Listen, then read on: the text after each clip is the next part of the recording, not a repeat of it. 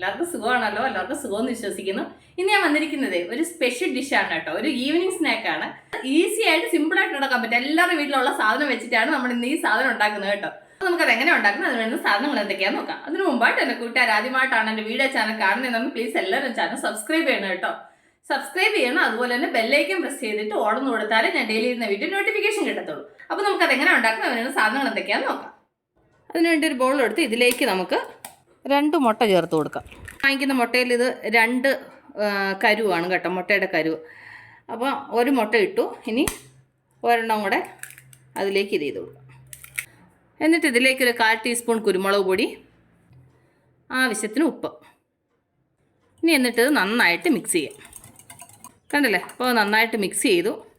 ഇനി നമുക്കിത് ഫ്രൈ ചെയ്യണം. അതിന് വേണ്ടി ഞാൻ സ്റ്റൗ കത്തിച്ച് പാനടപ്പ വെക്കട്ടെ. അപ്പോൾ പാനടപ്പ വെച്ച് പാൻ നന്നായി ചൂടായി ഇതിലേക്ക് നമുക്ക് ഒരു 1/2 ടീസ്പൂൺ എണ്ണ ഒഴിച്ചു കൊടുക്കാം. എന്നിട്ട് ഇതിലേക്ക് നമ്മൾ മിക്സ് ചെയ്ത് വെച്ച മുട്ട ഒഴിച്ചു കൊടുക്കാം. ഇത് നമുക്കൊന്ന് അടച്ച് വെച്ച് വേവിക്കാം. അപ്പോൾ ഇതൊരു സൈഡ് നന്നായിട്ട് ഫ്രൈ ആയിട്ടുണ്ട്. ഇനി നമുക്കിതൊന്ന് തിരിച്ചിട്ട് കൊടുക്കാം. ഇനി ആ സൈഡിലൂടെ നന്നായിട്ടൊന്ന് ഫ്രൈ ആവട്ടെ. അപ്പോൾ നമുക്ക് ആ സൈഡ് നന്നായിട്ട് ഫ്രൈ ആയോ നോക്കാം. കണ്ടില്ല? അപ്പോൾ നന്നായിട്ട് ഫ്രൈ ആയിട്ടുണ്ട്. ഇനി നമുക്ക് സ്റ്റൗ ഓഫ് ചെയ്യാം. നന്നായിട്ടൊന്ന് തണുക്കണം. അത് കഴിഞ്ഞൊരു ബൗൾ എടുത്ത് ഇതിലേക്ക് ചെറിയ കപ്പിന് 1 കപ്പ് ഫ്ലോർ, നിങ്ങൾക്ക് ഗോതമ്പ് പൊടി മൈദപ്പൊടി ഏതാ വേണമെന്ന് വെച്ചാൽ എടുക്കാം. ഞാനിപ്പോൾ ഗോതമ്പ് പൊടിയാണ് എടുത്തേക്കുന്നത്. എന്നിട്ട് ഇതിലേക്ക് ഒരു 1/2 ടീസ്പൂൺ മുളക് പൊടി, അത് കഴിഞ്ഞ് ആവശ്യത്തിന് ഉപ്പ്. എന്നിട്ട് ഇത് നന്നായിട്ട് മിക്സ് ചെയ്യുക.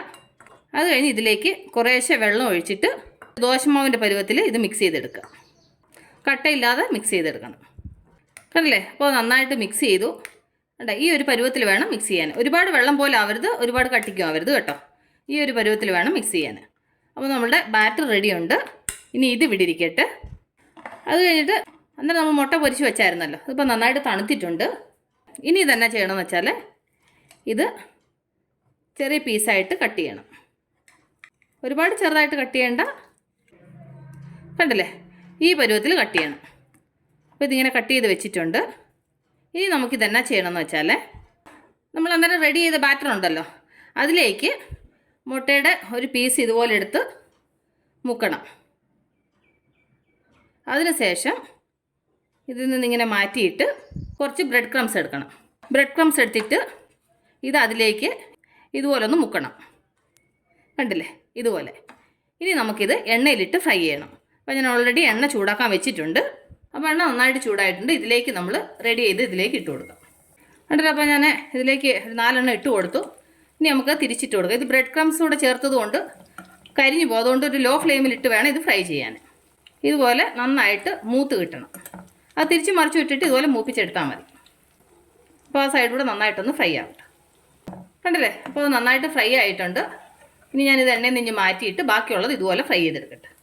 കണ്ടില്ലേ? അപ്പം ബാക്കിയുള്ളത് ഇതുപോലെ ഫ്രൈ ചെയ്തെടുത്തു. അപ്പോൾ ഞാനിത് സെർവിങ് പ്ലേറ്റിലോട്ട് മാറ്റട്ടെ. അപ്പോൾ എൻ്റെ കൂട്ടുകാർക്ക് ഞാൻ നിങ്ങളുമായിട്ട് ഷെയർ ചെയ്ത ഈ സ്നാക്ക് റെസിപ്പി നിങ്ങൾക്ക് എല്ലാവർക്കും ഇഷ്ടപ്പെട്ടുകയാണെന്ന് വിശ്വസിക്കുന്നു. നിങ്ങളെല്ലാവരും ട്രൈ ചെയ്യണം കേട്ടോ. നിങ്ങളെല്ലാവരും ട്രൈ ചെയ്ത് നിങ്ങൾക്ക് ഇഷ്ടപ്പെട്ടാൽ നിങ്ങളുടെ ഫ്രണ്ട്സിന് ഷെയർ ചെയ്യുക, ലൈക്ക് ചെയ്യുക, വാല്യുബിൾ കമൻറ്റ്സ് ഇടുക.